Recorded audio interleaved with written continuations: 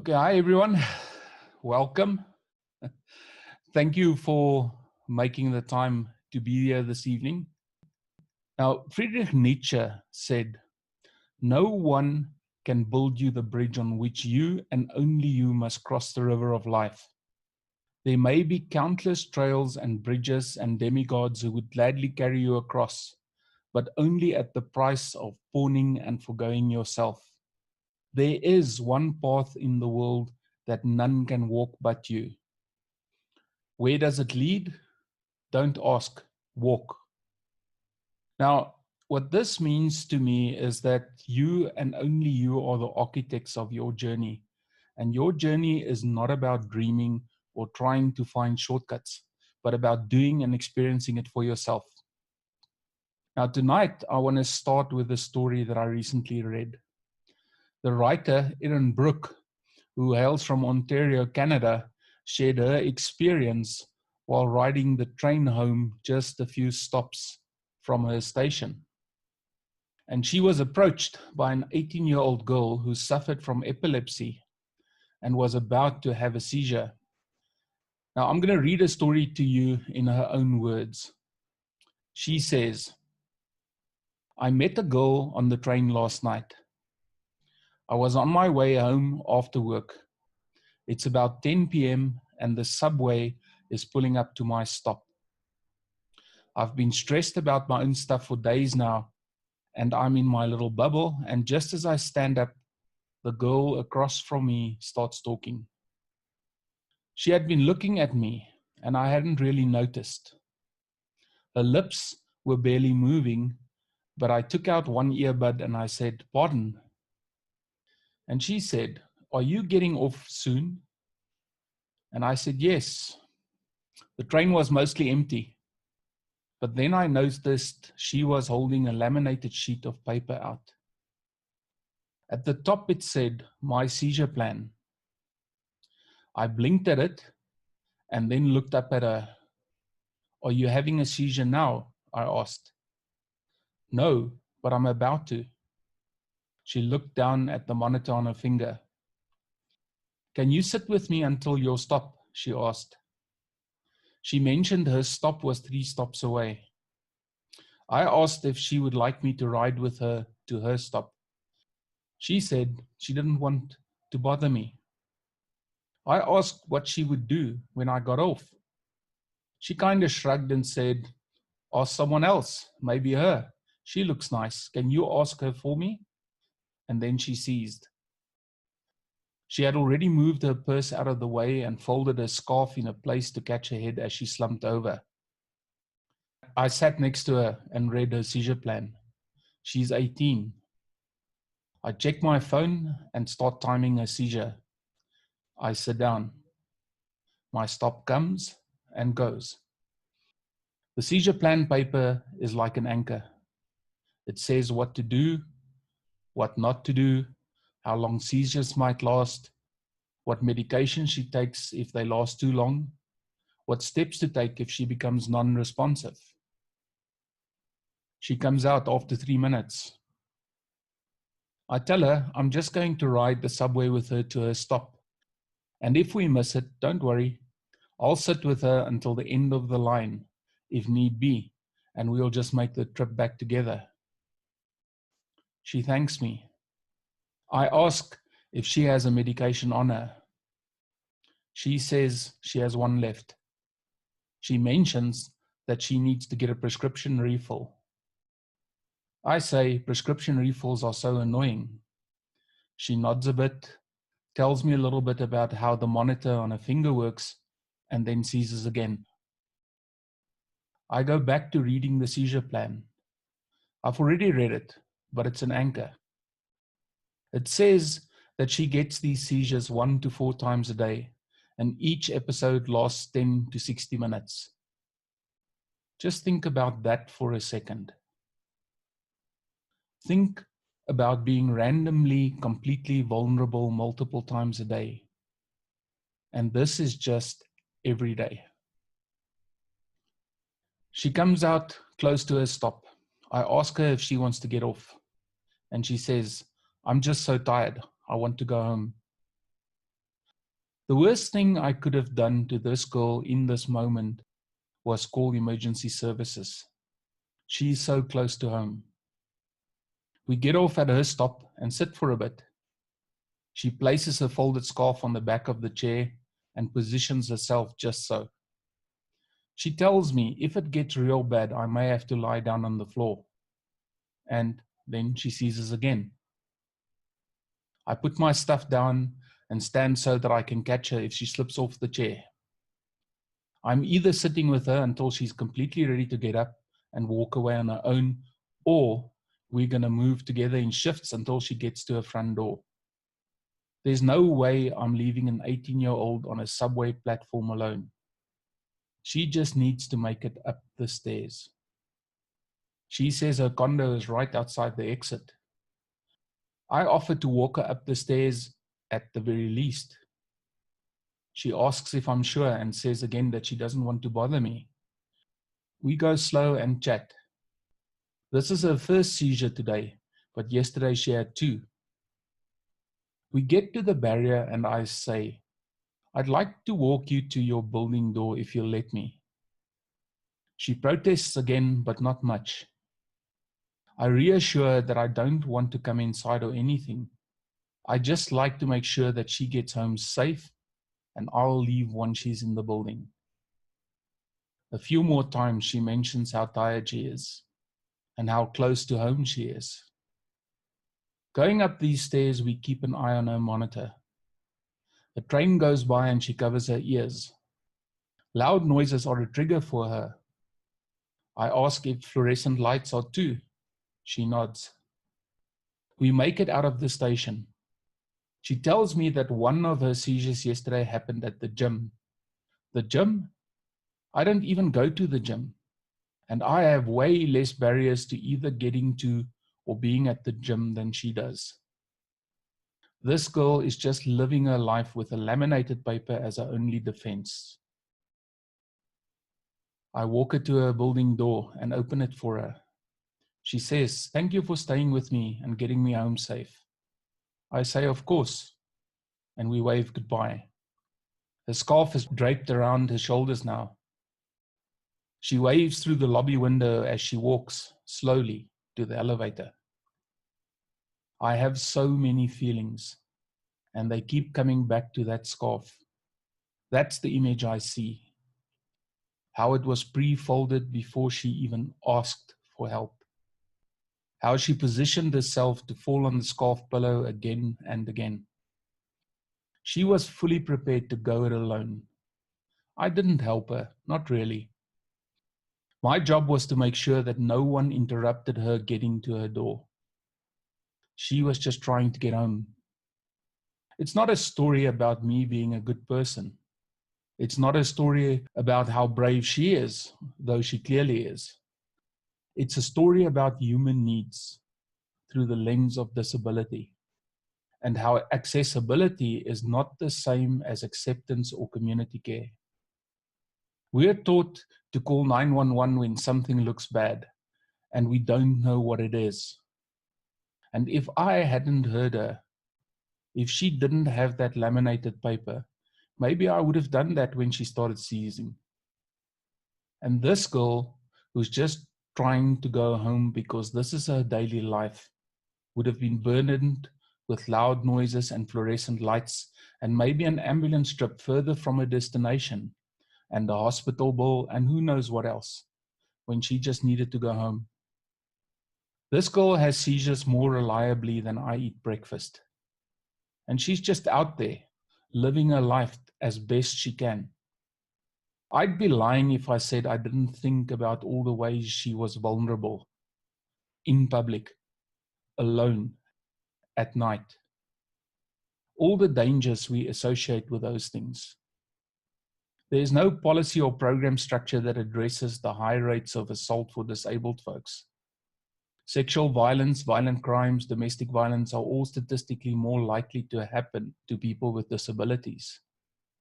I'm already pre-wired to go into protector mode anywhere, anytime, for anyone. If I had a bus, I'd just be the designated driver and make sure everyone got home from the bar okay. But We don't build our world that way. We built it this way.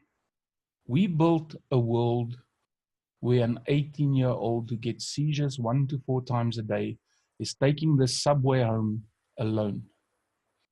And she folds a scarf into a pillow before asking a stranger to sit with her until the next stop. Not her own stop, not to help her home, just enough to not inconvenience. We built a world where I could hit an emergency alarm button and walk off at my stop, feeling like I just saved this girl's life, who didn't need saving, without losing a minute of my day if I wanted to. We built a world for convenience, not community. Don't get me wrong. Emergency services are great, and we should use them when we need to. That's not the point. The point is that scarf, that piece of paper, and the way she said, I'll ask someone else when you leave. Maybe her. She looks nice. She looks nice. It took me maybe 30 minutes of my day to make sure she got home. And she didn't need me at all. She got there on her own. I guess I looked nice too. But she didn't want to ask for too much. She didn't want to ask me to stay with her an extra 3 stops. Accommodation is the bare minimum. If I sat with her until my stop and then left, that's what accommodation looks like. It's not good enough. Not for me, not for her, not for community, and not for our world.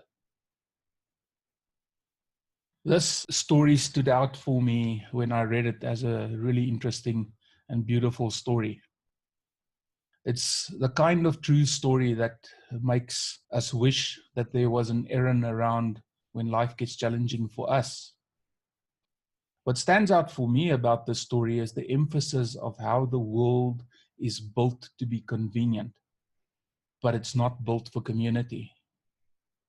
Where someone who gets into trouble can get help from a faceless service, so it's not our problem. This is where true purpose is different. When we start on our journey to true purpose, we always ask the first question, what does the world need? And we do not ask that question to create a faceless world, but to create a world within which we can make a contribution, our own world.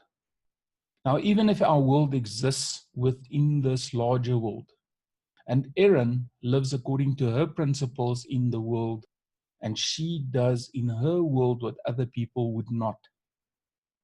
And she overcomes her own obstacles to help others.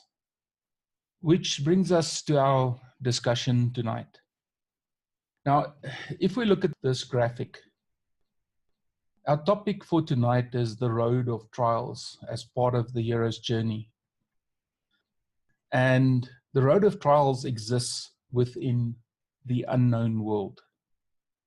In our last webinar, we talked about crossing the threshold from the known world to the unknown world. And by crossing the threshold, we move into the unknown world where everything is new, where everything is dangerous and unpredictable, where we don't know the rules and the limits, and we have to be hyper aware and hyper conscious to notice all of the unfamiliar and threatening things around us that we are unaware of. It is here in the unknown world where we have to face and deal with our fears, the dangers, and the threats in the process of transformation and growth. Now, the road of trials seem only to be a very small step in the process of transformation, but in truth, it occupies a large part of the time that we spend in the unknown world. And the more that you resist the road of trials, the longer it lasts. So what is the road of trials? It is about the obstacles, the challenges, and the temptations you face on your path of transformation and change. Obstacles are those things that stop you from moving forward. Challenges are those that push you off course. And temptations are those that take you off the path to transformation and change and redirects you either back to the ordinary world where you came from, or it sends you on a totally different journey.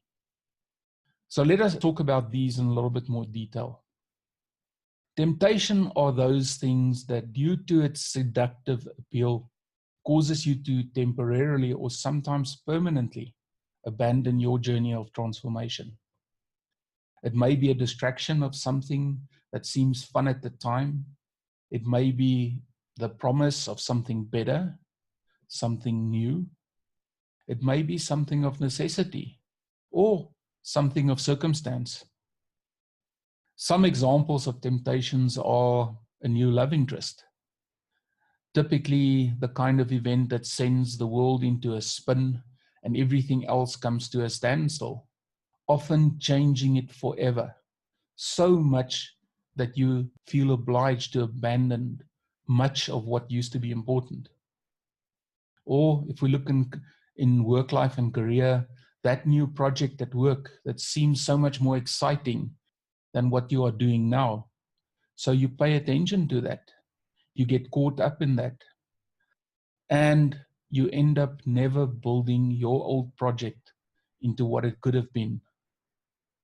So if you think for a moment, what are your temptations? What are those temptations that will lead you astray? And then we have challenges. Challenges are things that push you off course and delay your transformational journey. Challenges are often rooted in learning new skills, adapting to new habits, and modifying deeply entrenched behavior. For example, the first one is one that many people struggle with. That is the unfortunate habit of procrastination. And procrastination lets us postpone doing the new and uncomfortable work. And by postponing doing the uncomfortable work, we make the journey so much longer. Procrastination always delays our own growth and transformation.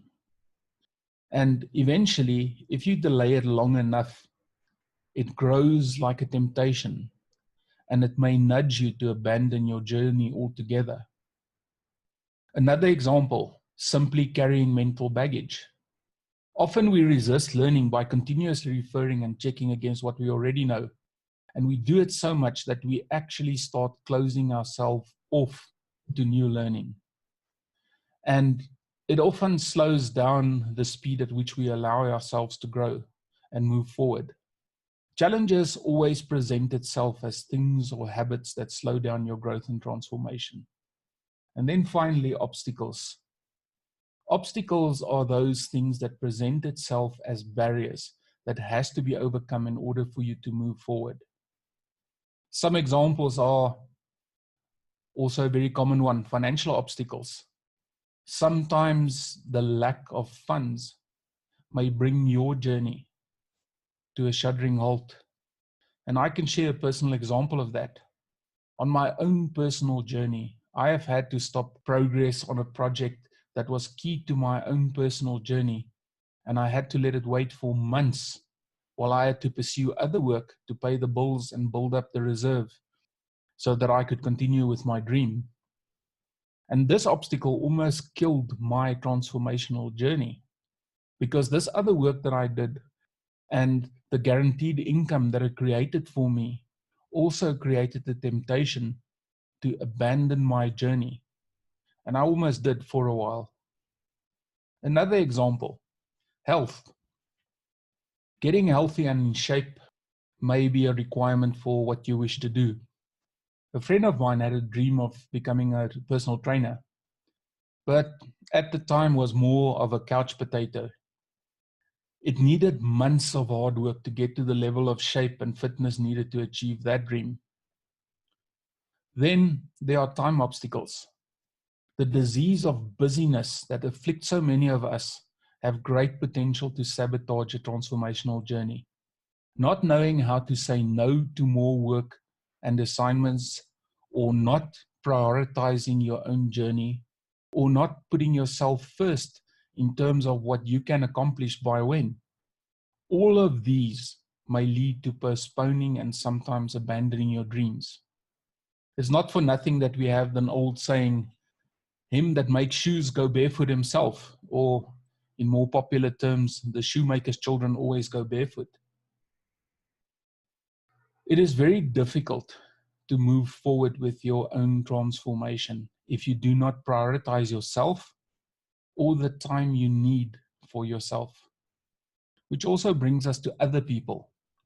Other people becomes obstacles themselves when we need their permission or approval to move forward in our journey. Sometimes people that hold us back can be eliminated, but sometimes they are partners and colleagues, and we have to overcome their objections and resistance in order to remove the obstacle. And then finally, there are the obstacles that life throws at us. In everyday life, there are many unanticipated obstacles that occur and slow us down. Something like a loved one that leaves, or a trusted employee that resigns. And I'm sure you can come up with many examples for yourself. So what do we do about obstacles, challenges, and temptations? Now, what I want to offer you tonight is just a very simple framework that may help you in dealing with those things that are either tempting you or are obstructions or challenges to you. First, we start by dealing with mindset. And from previous webinars, you know, it is very important to know your purpose.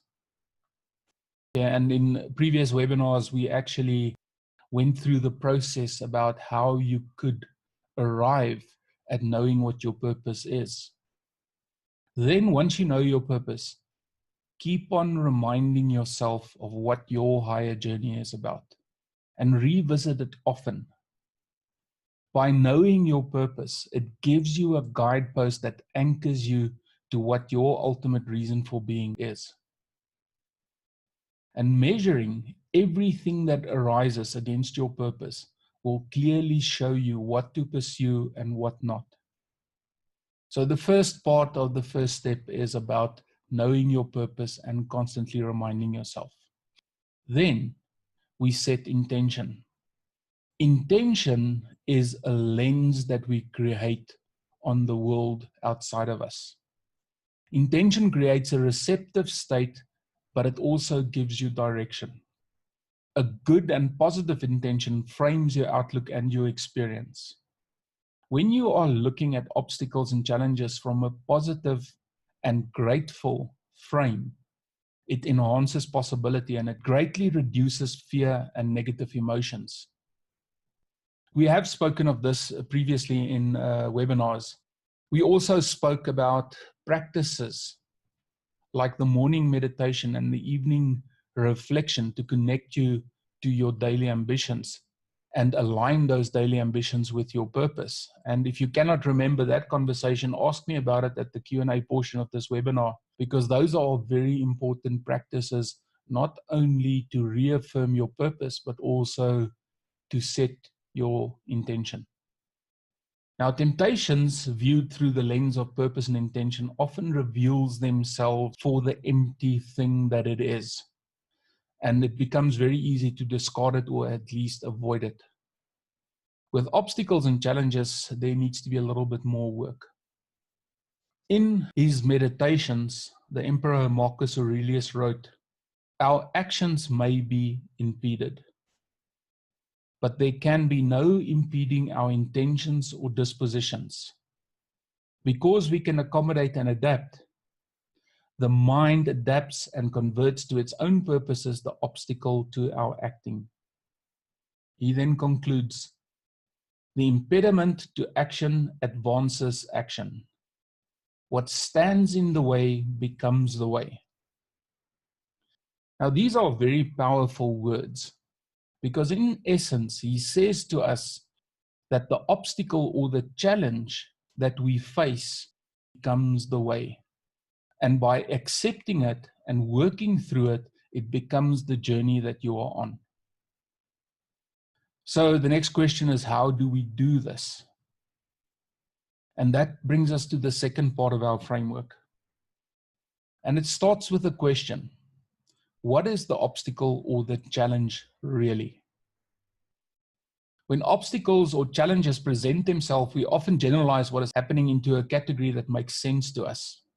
Now, although this is a very normal and human response, there needs to be more thought, investigation, and introspection. A recent article on the Harvard Business Review website says that not only should we think differently to create opportunity, but we should also see differently. A very interesting statement, but what does it mean? So in the context of obstacles and challenges, it says to us that when an obstacle or a challenge appears, we often see and think about it in a way that aligns with our unconscious paradigms. So on an unconscious level, we may immediately try to solve or overcome or give up on an obstacle in ways that may not serve us. And we may even go as far as mentally inflating the difficulties that that obstacle or challenge creates for us. Or even worse, we leap to conclusions, we reinforce negative beliefs, or we lose energy and vitality, which leads to inaction. Now, knowing this, another way would be to step back in the situation when the obstacle arises, and then to do the following: to stop, to assess, and then reframe or rethink the way that we are going to action the specific obstacle or challenge. Stopping is about coming back to the present moment and being here now, without the distraction of an overactive and unfocused mind. Now, for that, we have the coach state, which I've demonstrated on many of the previous webinars. And just to summarize it quickly, the coach state is a meditative and a presence state that is about being centered in this moment, allowing ourselves to be open to whatever may arise without judgment, being aware of what is happening around you and within you right now, and being connected to all of the resources available to you and available around you. And then holding the space for yourself and others. From this state, it then becomes simpler to observe and assess this obstacle or challenge. Now, if we go back to the fictional detective Sherlock Holmes, he famously once said to his colleague, Dr. Watson, and he said to him, "You see, but you do not observe. The distinction is clear." So a question might come up and says, so how do we observe and see? Well, firstly, by getting to know the obstacle or the challenge and then understanding what it means to us. And by understanding that, in the end, the obstacle is neither good or bad in itself. It just is. And once we know that, then we can start working on what it means to us, how we interpret it. The psychologist and writer Maria Konnikova, in her book Mastermind, says the following. She says, to observe, you must learn to separate situation from interpretation, and you must learn to separate yourself from what you are seeing. So she very clearly says there's two aspects. The one aspect is the aspect of seeing, and the second aspect is of interpretation. So one simple way to do this would be through adapting a technique we use in neurolinguistic programming called perceptual positions. And what we do with this technique is simply to look at the obstacle or the challenge from multiple perspectives. And I'm going to share with you some perspectives that you may consider in approaching challenges or obstacles. There's the first position where you observe being you as yourself. So you are interested in understanding for yourself, what does this obstacle represent and mean to you? And then we go to the second position. And the second position is a dissociated position, where you step away from yourself and you look at the point of view as if you are standing in the shoes of someone else observing you facing this obstacle. And then you ask the question, what can I observe, see, and advise you about this obstacle and what it means to you from this dissociated point of view?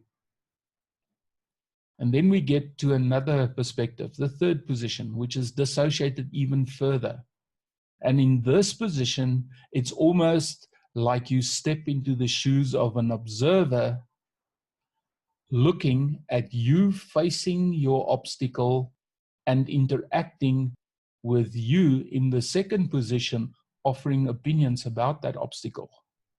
And then you work from the perspective of what am I observing as an observer from the third perspective, and seeing that you as you and you as your observer sees about this obstacle and how it fits into the bigger picture of the world happening around you.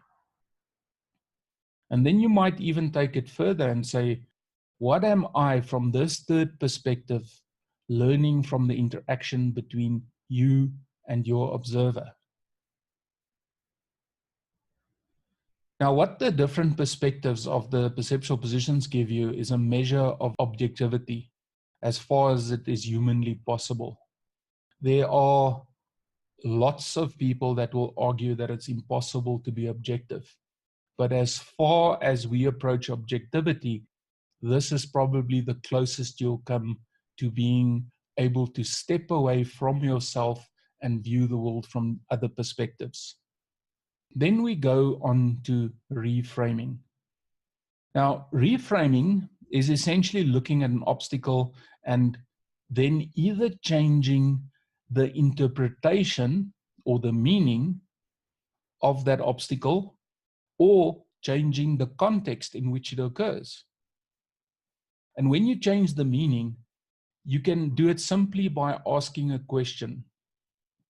This obstacle that I've now seen, that I've gotten to know, and that I sort of know what I think I should be doing about it. What else does this obstacle or challenge mean to me? Or I could go a little bit further and say, what is this obstacle really beyond the obvious? Or I can ask the question, what else is this obstacle or challenge? And what could it teach me about myself or what I should do? Or even the following question, what is the opportunity that this obstacle brings? And the other option, apart from changing the meaning of the obstacle, is to change the context. And you can simply now say, this obstacle, what happens if it shows up in a different context? So if this is something that showed up in my personal life, what would be the meaning of this if this exact same obstacle shows up in my work life? I can ask the question, from what part of my life does this obstacle really come from? I'm sure some of you have had the experience where you have a conversation at work and suddenly an obstacle arises and you know this obstacle was sparked by something that happened at home, or the other way around. I can also ask the question, where else have I experienced this obstacle? If an obstacle shows up in your work life and you've experienced it in your personal life, there's possibly something in your life that is calling this obstacle to you in all aspects of your life. Or another way of looking at it is by saying, if this obstacle happened to someone else, what would they perceive about this obstacle? So it's almost like you take the context and you allocate the context to someone else and you almost step into their shoes in the second position. Then we move to the last part of the framework, which is action. Now, it's important to understand that you can only act upon that which you can control. Marcus Aurelius also said, action is common, the right action is not. And I think it was his way of saying that, it's easy to get into this chicken mode and just do things, but there's a big difference between just doing things and actually doing the right thing. So it becomes very important once you understand this obstacle and how you want to approach this obstacle, to isolate in your plan of action those things that you can do and that you have control over. Your action must be directed, unrelenting, and focused towards this. And it must move you forward.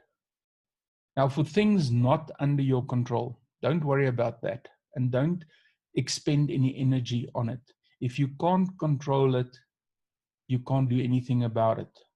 And it'll be a big waste of time to try and obsess about something that you cannot control or change. Choose to spend your energy on actions that accomplish things that are under your control. And then persist. Too many people believe in the romanticized but yet painfully wrong idea that great solutions come from a flash of insight.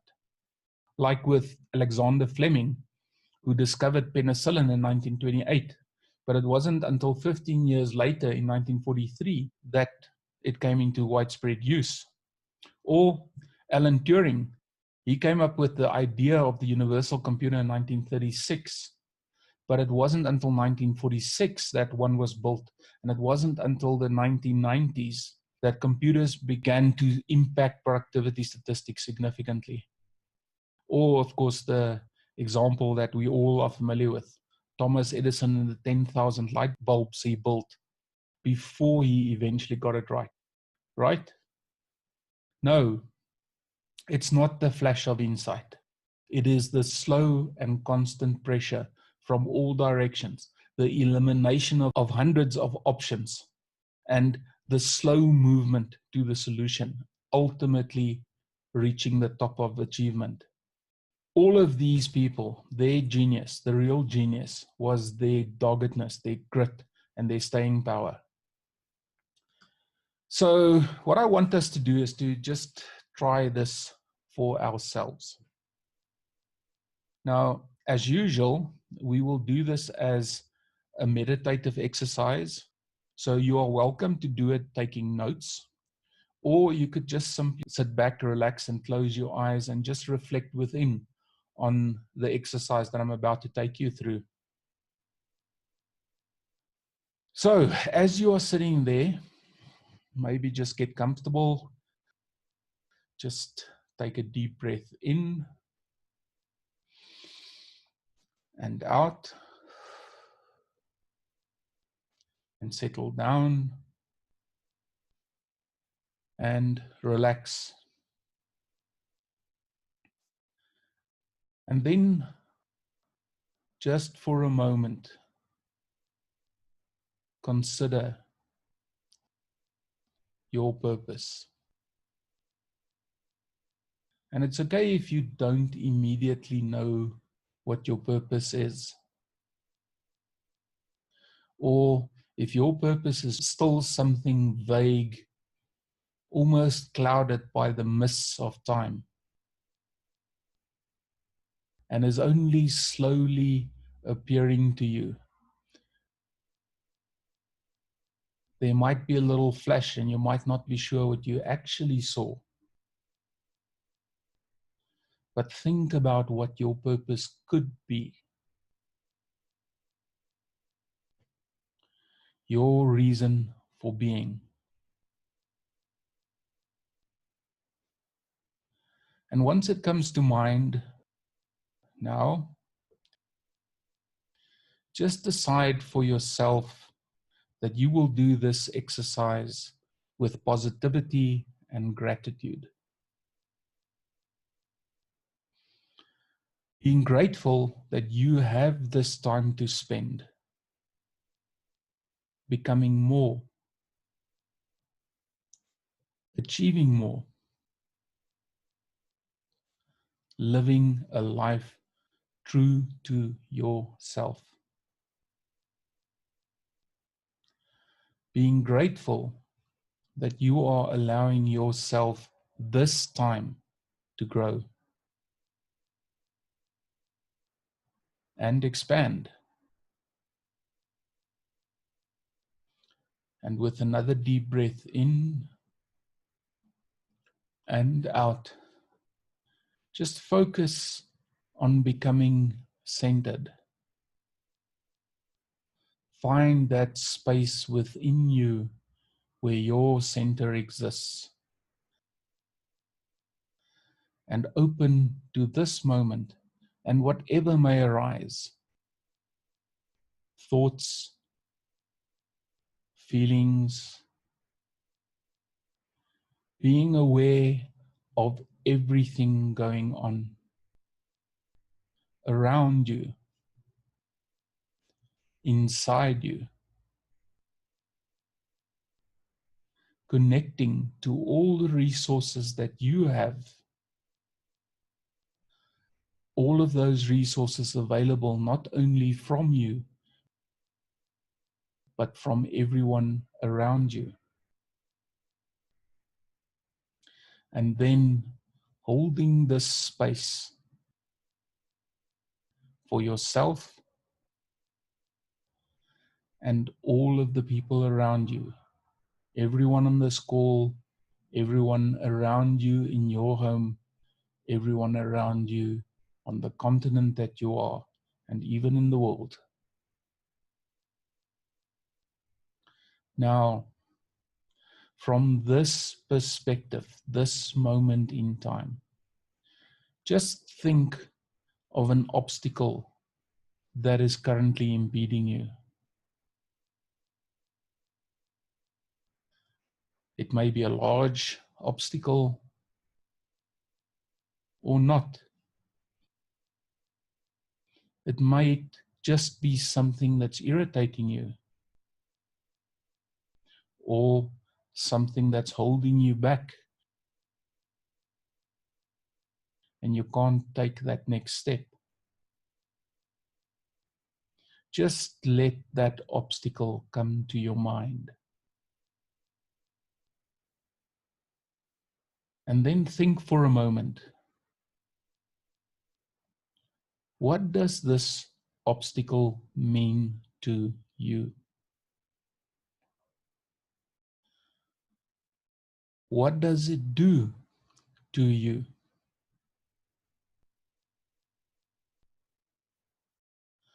What does it represent to you?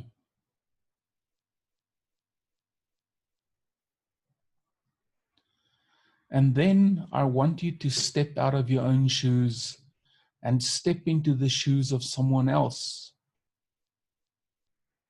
who may be observing you in your struggle, facing this obstacle. And what do you think it means to them, to you as them, having to face this obstacle? What are you seeing from their perspective that you did not see before when you were wearing your own shoes? And what can you do in their shoes that you cannot do facing the obstacle in your own shoes? And then let's take another step in this adventure. Step into the shoes of someone who is seeing you facing this obstacle and seeing this other person who is also you, who is helping you with this obstacle. What advice can you offer from this perspective to those two people who are both you? And what is happening between the two of them that is interesting?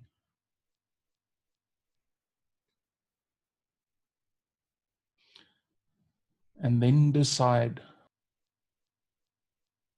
what can you learn from that?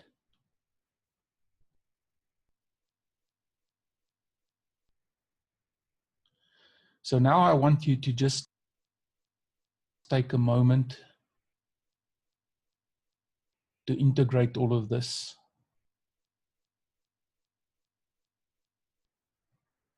And then ask yourself, what else might this obstacle mean?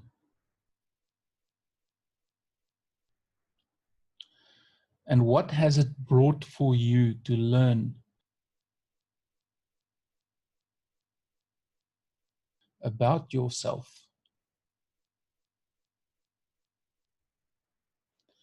And ultimately, what opportunity does it bring inside the disguise of being an obstacle?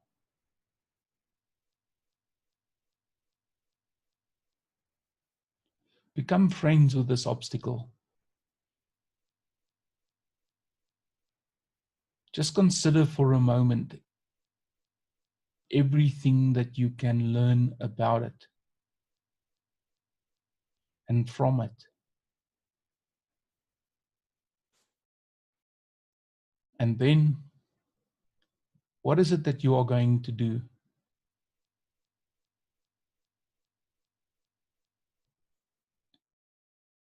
What is it that you're going to do about this obstacle?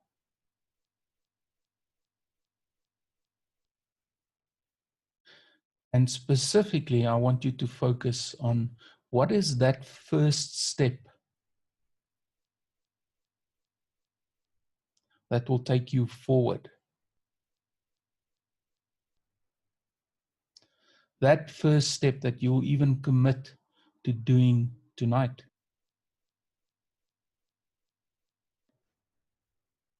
Because this obstacle is the way. It is the path you will follow to become who you want to be. That's how far we want to go with this thinking exercise tonight. So maybe just come fully into this moment. If your eyes were closed, just open them. Maybe vigorously shake your hands and just be here now. Now, all of this brings us back to the story we started with tonight about an 18-year-old girl who we might think have a huge obstacle in life. But for her, it has just become life as usual. Her obstacle became her way. And of course, with a few guardian angels like Erin, who in her own way is creating something that the world needs. A community instead of a system. A world she wants to belong to, knowing what it needs, and in this way living her own purpose inside the ordinary world. What I'm going to do now is I'm just going to unmute all of you, and if you have any questions or observations, you're very welcome. I like the exercise of thinking in the different perspectives. I thought that was really cool. Mm-hmm. I've never done that before. So I appreciate it, Principal, as a reminder of taking action against what you can control and that moves you forward, because so many times our obstacles are in our minds, and that is something we can, release by as simply as changing our mind about it. And others aren't, and so I just appreciated that reminder. And as Kurt said, going to the different perspectives allows you to kind of get outside yourself and, Mm-hmm. It's not just something, sometimes we create our own obstacles. Yeah. Yes. If I can make a comment about obstacles, most of the time when obstacles rear their ugly heads, and actually I'm already pre-framing it as something that's negative, it's very difficult for us to welcome obstacles into our life. But if we go back, and I mean, I've taken a lot of the things that I've been sharing with you tonight, I took from the philosophy of Stoicism. And the Stoicists actually welcomed obstacles because they saw that as a way to grow into life. It was a way of expanding themselves as human beings, expanding the experience of the world. And I really love that attitude, because if you are welcoming obstacles, not only are you bringing obstacles in as something positive, but you are also applying your inquiring and inquisitive mind to seeing how this obstacle not only can be overcome, but also can teach you. Okay. And I was actually reading, I don't know specifically where, but an obstacle should be welcomed for what it can teach you about yourself. Right. And if you almost, and I don't want to sort of scratch on the spiritual level, but there's also this sort of attitude that an obstacle appears for you when you are ready to move on to a higher level of knowledge. Yeah, I really appreciated you breaking down the difference between a temptation, a challenge, and an obstacle. I think it's getting clarity around those, and as certainly as I was listening to that, a lot of things that I've been maybe hanging on to as perceived obstacles, maybe they're really just challenges that I've been procrastinating on, and thinking of that, and definitely when you said, it just prolongs the growth, it prolongs the journey longer than it needs to be. And I definitely, that definitely resonated with kind of where I've been in the last few months, for sure. Okay. Yes. And it's interesting what really came to me, and I was so happy that I found this story that Erin Brooks wrote about this girl that she met, because if you think, and I don't know if it's politically correct to call people disabled, but if you think about people that is living with disabilities, as healthy people, we often look at them and say, what tremendous obstacles they are overcoming. They have actually made their obstacle their life. And they often don't feel that they are disadvantaged by their disability. And for me, that was such a beautiful example of looking at obstacles and actually seeing this obstacle as the way and not as a disadvantage. I was just going to say, I'm still temporarily disabled. So I talked about it today in my keynote, but it's such a different perspective. And Francois, when I came to South Africa, there's no ADA compliancy. So hello. I mean, that was an interesting time for me, because I'm still on this cane. I still can't feel my left leg. And it's okay, but I'm not letting it stop me. It is the way it is. I mean, I just have to kind of rearrange the day. Yeah. But, but I never thought like that before, ever. But I think there's also, and sorry, Gert, I'm just tagging onto something you said there, and something that I said earlier, the obstacle is not good or bad. It just is. Right. Yeah. What changes the obstacle is how we interpret it. Right. And it's our interpretation that makes it good or bad. That's it. And so I saw a lady today who I've been friends with for 33 years or something crazy. And she was in my audience. She's like, what's up with the cane? And I was like, well, I had back surgery, and I'm like, but it's not slowing me down. And I'm thinking, but that was her interpretation of it, right? And I'm like, no, it's not slowing me down. I mean, I'm out every day. I'm doing something. I'm driving, I'm flying, I'm doing something. So yeah, I mean, I really appreciated your story, because that 18-year-old girl, that's her life, and she doesn't look at it like that. Yeah. Mhm. The other thing that stood out for me, and you'll remember from a few webinars ago when we were talking about purpose, and the first question of purpose is what does the world need? And I also talked about when you start thinking about what it is that the world needs, it's not this generic world in which we exist, but it's actually the world that you want to be a part of. And that's what I appreciate so much about what Erin wrote, because she said the world is geared to support people, but it's not geared to be a community. So Right. from there, we can immediately pick up that Erin wants a world, and her world needs the things to make it a community. And that's the magic of purpose, because you can create the world that you want, and you can decide what that world needs, and you can act on that. Okay, the purpose is more than just that one question, but it's a nice start. I want to revisit the morning meditation, evening reflection activity. There we I've go. really fallen out of practice of that. Yeah. Okay, now let me tell you about this morning meditation and evening reflection. And I'm just going to give you the sort of lowdown on it, but I will also send you a workbook. Now, normally people that subscribe to the newsletter receive it automatically, but I'll send you the workbook, and I've got these 2 practices outlined in there.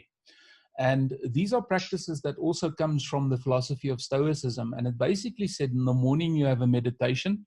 And in that morning meditation, you basically focus on 2 things. The first thing is, what is it that I want to achieve in this day? And you can sort of set up the list of 1 or 2 or 3 things that you want to accomplish by the end of the day. And then the second question you ask yourself, and sorry, there's a third one as well. The second question you ask yourself is, how does these things that I want to accomplish at the end of this day support my purpose? So before you even start the day, you can already decide that you are going to live that day according to your purpose. And the things that you want to achieve in that day should be supported by your purpose. And then the third thing that you do in the morning meditation is to set a positive intention for that day, which almost creates a lens for you how you will actually view and walk into this day. I mean, all of us are familiar with waking up grumpy, under the weather, and we just know it goes from bad to worse. But if you take the time in the morning and you set yourself up with a positive intention, you are going to go into the world with a very different point of view. So that's the morning meditation. And then we get to the evening reflection. And in the evening reflection, you ask yourself a couple of questions. And I'm probably not going to remember all of them. But the first question that you ask yourself is, okay, did I do my best today? Okay, which is a very, very powerful a question to ask yourself. In the United States, you had a very famous basketball coach, John Wooden, and he said the only thing that he ever expects of his players is to do their best. He doesn't expect them to do better than that, because their best is the best they can do. So that's a powerful question. Did I do my best today? And then you also ask the questions, did what I accomplished today serve my purpose? So you almost double up on what you set out in the morning. And then you ask a couple of other fairly powerful questions in terms of, did I serve as the role model I wanted to be to others? Because a purposeful life is not only looking inwards, it's also seeing how you serve the rest of the world that you want to be a part of. Okay, and then there's a couple of other questions. So in the morning, you set yourself up for the day. In the evening, you check in with yourself. And that's a very good practice to have. And it doesn't need to be many, many minutes. I mean, you can literally in the morning set yourself up within 5 or 10 minutes, and in the evening, another 10 to 15 minutes. One of the questions that came from the South African group was, could they do this via journaling? And I said, absolutely. Journaling is a very nice way of doing reflection. Plus, you have the added benefit of having a record of your thoughts, the things you accomplished, and where you are on your stage of personal growth. As a matter of fact, the meditations of Marcus Aurelius was actually his meditations, his reflections that he wrote down. It was actually never intended to be published as a book. So you might journal about, and at some point in time you see there are some wonderful ideas and lessons that you could share, maybe with your children, with your friends, or anyone else you might want to. Yeah, thank you for sharing that. That's really good. I actually recently bought a journal. I'll say I bought it a month ago, and it's still sitting there empty. So I'm inspired now with more guidance around that. Maybe some more thought around that. So thank you. Let me share something else with you. Probably the greatest mind that this world has known is Leonardo da Vinci, and he's famous for his notebooks. But what is interesting about his notebooks, he sometimes had these little tasks about picking up his washing, and there's some examples of dirty limericks and jokes that he wrote in his notebooks side by side with these great inventions. So your journal is there for whatever you want to write in it. So Susan, capture your naughty thoughts. I don't have enough space in my journal for that. All right. I know. Yeah. No, that's great. Thank you very much. This is a lot of good food for thought for sure. I'll share as I have done in the past. Bonjour, just stepping in. It's Bev here. Hi, Yes, everyone. It just occurred to me, and I don't know really if it's an observation or a reminder of the story has solved it, but it occurred to me that sometimes the obstacle can be another journey that you're on. Because way back, if I remember, when we first discussed the hero's journey, people can be on different journeys at the same time, but they're at different phases. So the question or observation really is, when a different journey becomes an obstacle to your purpose, I guess it's about not just overcoming them, but trying to align that journey with the meaningful one. Yeah. So the other journey might be a practical one, and it's an obstacle to the more meaningful one. Does that make sense? Yeah. Let me maybe sort of elaborate a little bit. When I was talking about the temptations, now temptation is something that interrupts your journey. It takes you away from your journey. Yeah. So it is something that can cause you to abandon your journey. Okay. A challenge is something that pushes you off the path of your journey, but it's still your journey. Okay. And an obstacle is something that stops your journey, and your journey won't continue until you've removed this obstacle. Hence the saying, the obstacle becomes the way. The obstacle becomes the journey. Because if you do not get beyond the obstacle, your journey in essence has stopped. Okay. Okay. Now, what's interesting about the comment that you made there is, what happens if it clashes with your purpose? And that's a very interesting situation to be in, because then you either have to say, well, my journey has now gone off the path of supporting my purpose, and I either have to now abandon my journey because it doesn't align with my purpose anymore, or I need to go and take a look at whether the purpose that I see for myself is still the right one. Mm. Yeah. So there's Or two possible outcomes. or maybe not so much that the purpose is not the right one, but I think it goes back to reframing and looking at the purpose from a different perspective. Yes. So the ultimate purpose is still the same, but maybe the context was too narrow.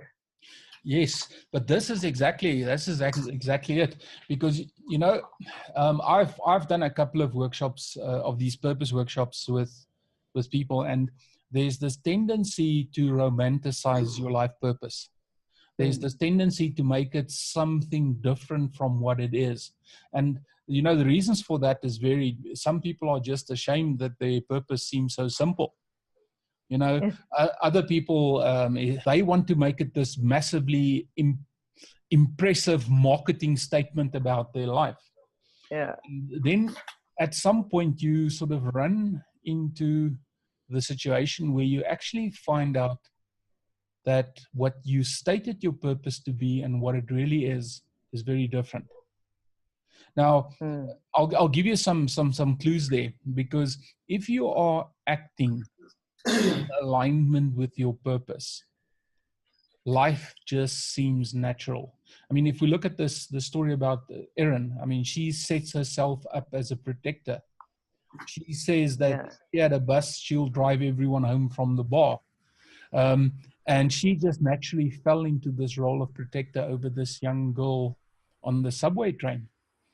Yeah. And you can actually, if you read the original article, and if anyone's interested, I can send you a link to Erin's website where she writes this story.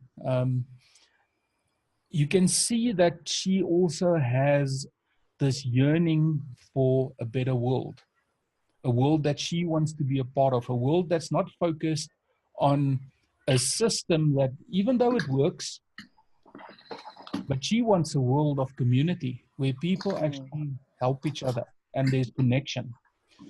And you can see it in her behavior, and you can see it in the wishes that she expresses in the article, how she wants these worlds to align. Yeah. And ultimately, a life of purpose does exactly that. It aligns, life and purpose aligns in the same direction. I mentioned the meditation and the reflection, and I'm going to give you the short version of it. It is in the Hero's Journey workbook that is available on our website. I think I sent it on to everyone. If I didn't, when I send you the recordings tomorrow, just remind me and I'll send you the workbook as well. But it basically says you start in the morning with a meditation. And that meditation is about what are the 3 things that I want to accomplish by the end of this day. And I say 3 things. It can be 1 thing, it can be 10 things.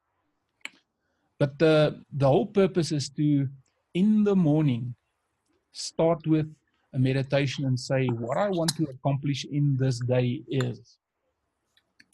And then you have to answer a second question. You say, okay, well, how is this, what I want to accomplish today, aligned with my purpose?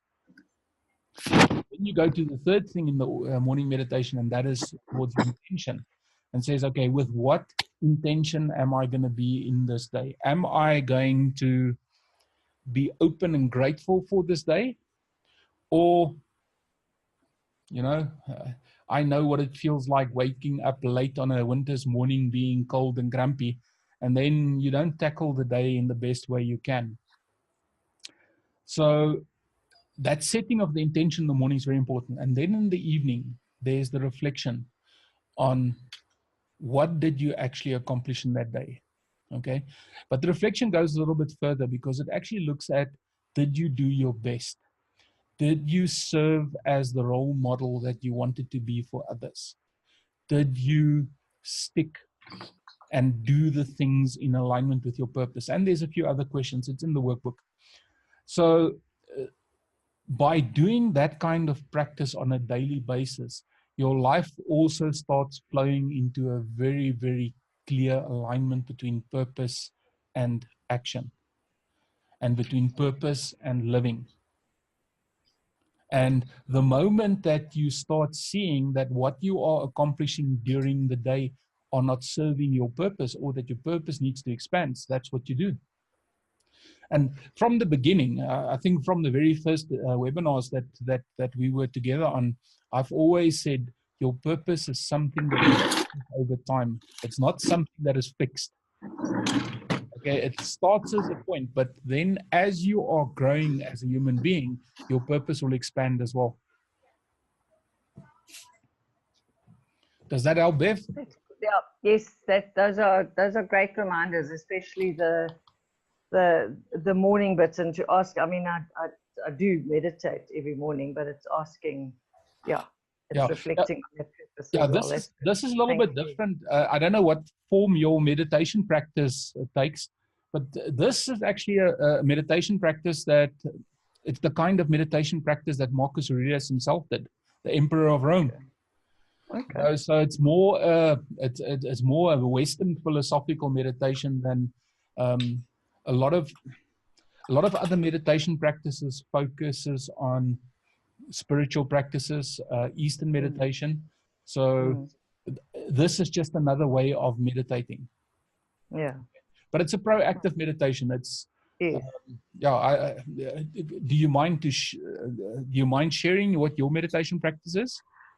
Mine is just quietening. My process is a bit messy.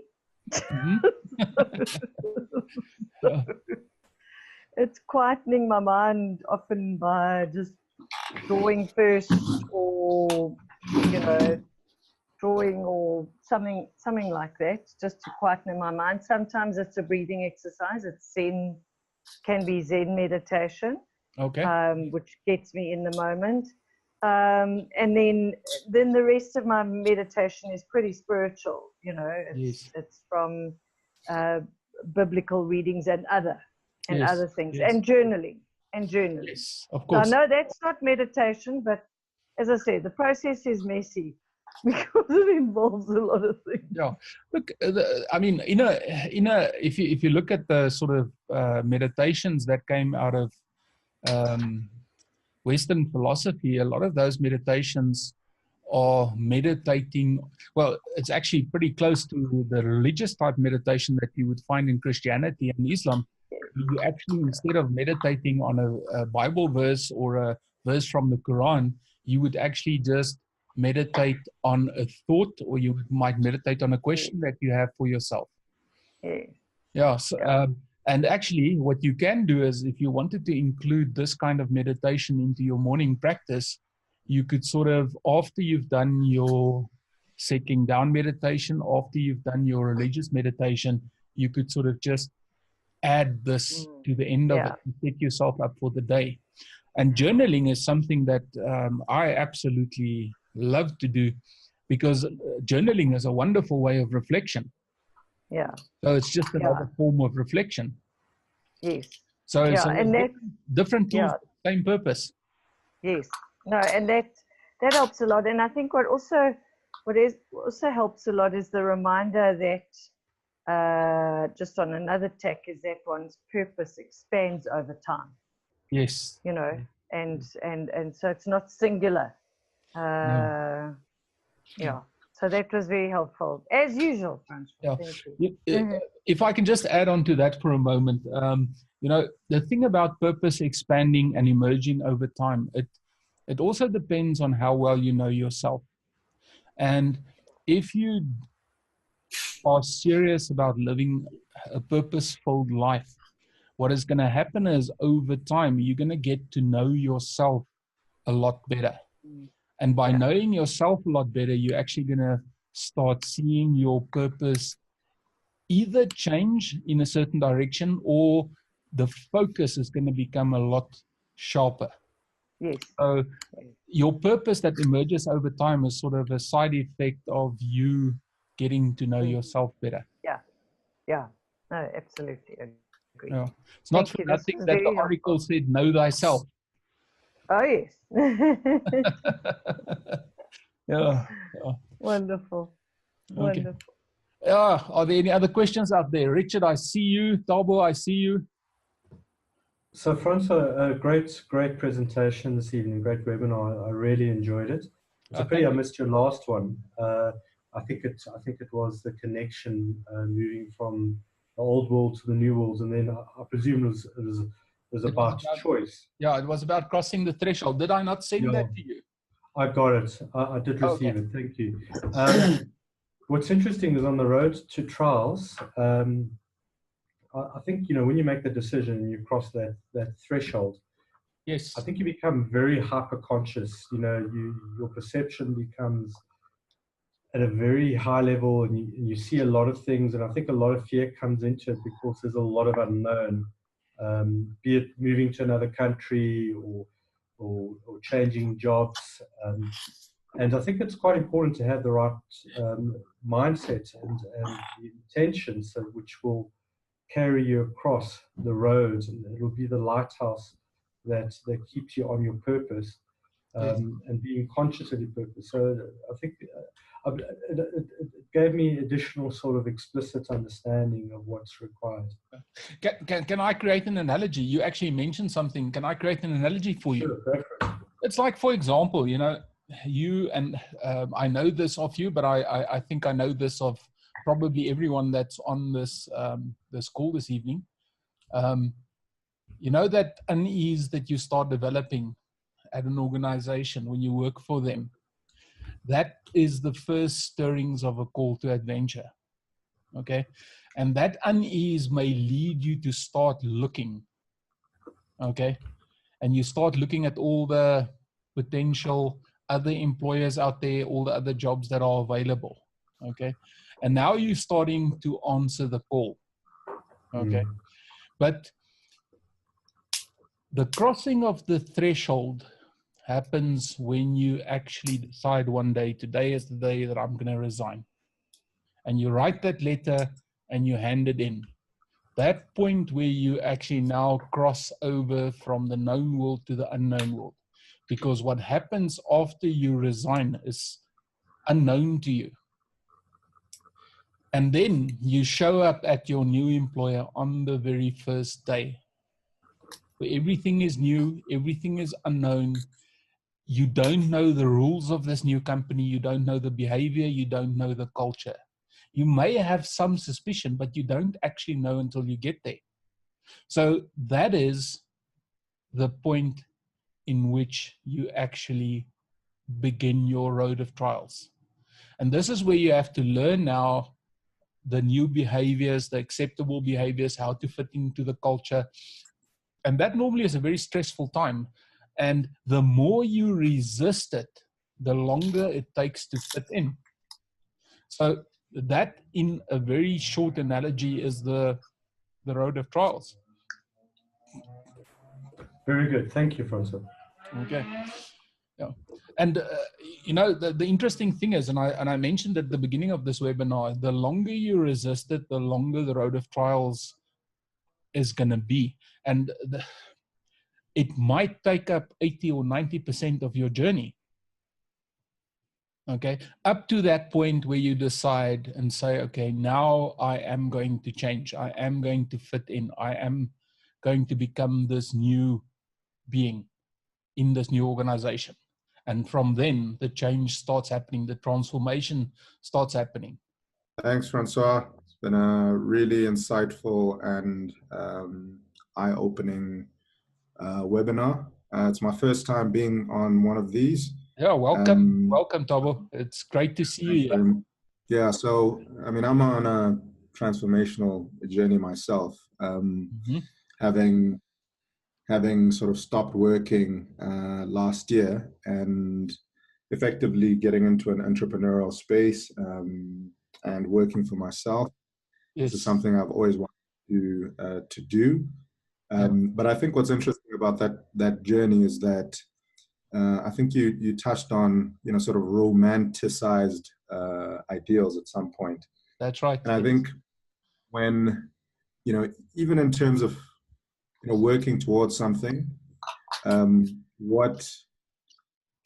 for example, if you're talking about a job and you're saying, the day that you resign and, sort of the new job, there's often this feeling that the grass is greener on the other side. Yeah. And in my experience, what I'm coming to realize is that you never stop having to deal with challenges. There's never a place where you can simply just say, I'm done and I'm going to now rest. So when you say the road of trials, it feels like that's something that's an intrinsic part of life, and one has to continuously evolve and transform. So, there's no nirvana or, sort of a place where you can, you get to and then you decide, that's it, I'm done. I now no longer need to strive. I now no longer need to, to try hard. I can just relax and, and be. And that's kind of what I'm finding in this journey, which is, even though I thought after kind of leaving the hectic hustle and bustle of a demanding corporate life, that I would then enter into a state where, I had all of this free time to myself, and I had, financial freedom and various things that I'd often dreamed about.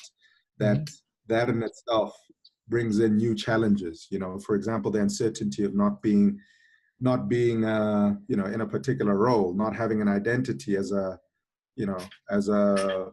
manager or an executive in a company, and various other challenges that one, wouldn't necessarily have thought of before, before kind of embarking. Yeah, Thabo, you've got such an adventure in front of you. You should go to the website, breakthethreshold.com, and go to the archived webinars and listen to the one that we did actually 2 weeks ago, on crossing the threshold. Well, actually, I would recommend you can go and listen to many of the older webinars. All of them are archived there. But the one thing that you are going to see is life is going to be very interesting for the next few years if you stick with the entrepreneurial thing. I was reading the other day, I think it was Seth Godin that sort of said, to create something of significance, it's going to take you at least 3 years. It's going to take you at least 3 years, because that's the time you need to develop your skills, to understand what it is that you need to do well, to actually come up with a value proposition that serves your clients, and of course, to become well known. Okay, I would actually say that's probably an optimistic point of view. But if you want to get your business to the point where you start getting referrals from client and everything runs smoothly, that's probably going to take closer to 5 years. And then yesterday, I read a post on Facebook about this coach who said he started his coaching business 2 weeks ago and he still doesn't have any paying clients on board, and he's thinking of abandoning this business. So, his road of trials, 2 weeks in, he's ready to give up. But if you listen to business experts out there, they're going to say to you, it's going to take at least 3 years to bring a business to the point of view where it works. So, and in those 3 years, you're going to be learning so much. You're going to be, you're continuously going to be on a road of trials. Can I just hop in here just as a sort of advert for breaking the threshold? So, Thabo, I gave up my corporate job 2.5 years ago, and wished I'd had, these webinars right from the beginning, because only now, nearly 2.5 years later, am I starting to find my purpose. Mm-hmm. So it's been an incredibly interesting journey, and really what Francois said, I would really recommend that you go back right to the beginning, to the finding your purpose, and just understanding what the journey is about, because it's been very interesting, and I've loved it, but it's been challenging. So yeah, you've got the time, give yourself the time to go back and just work through this. I really recommend it. Look, Thabo, you're also new to this. So what I'll do is, if I remember, I will just send you that Hero's Journey workbook as well. And the process I'll actually sort of summarize there in a workbook kind of fashion, where I ask lots of questions and you write the answers. And I've actually recommended in the past to people, take that workbook, work through it, and then work through it again, and then work through it again. Because it's through repetition that your purpose starts clarifying. And once your purpose starts clarifying, then you are set to go. Good, thanks. I appreciate the insights from and the advice from everyone. I mean, I think it's really, what's really amazing is that it's a lot more of an internal journey than anything else. You're almost having to battle and deal with, come face to face with yourself on the journey, as opposed to having to deal with external, sort of business-like challenges and so on. Yeah. So that's fascinating. If I can interrupt there, you've actually just verbalized something. You've actually gotten to an insight which people often never gets to in years of trying to start a business. The biggest challenge that you face in going out in the world and doing something as brave as starting a business is fighting those inner demons and facing yourself on a daily basis, especially when things start going wrong, especially when the life gets difficult. That's a great insight to have. Sorry, could I also just pop in? Earlier you mentioned a workbook. Can Yes. I order a workbook from you? How does it work? Well, Wouter, if you haven't got the workbook, it's a free workbook. I'll send it to you.